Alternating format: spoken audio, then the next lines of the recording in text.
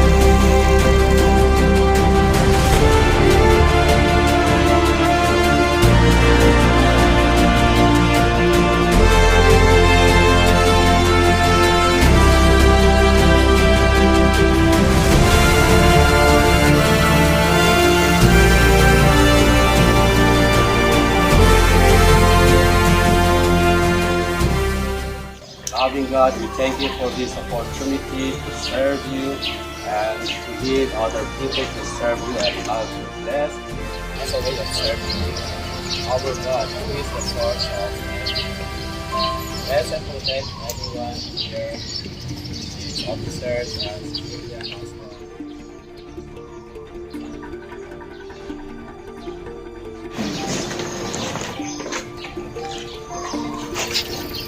Bow down for the blessings. Okay. Bow down for the blessings.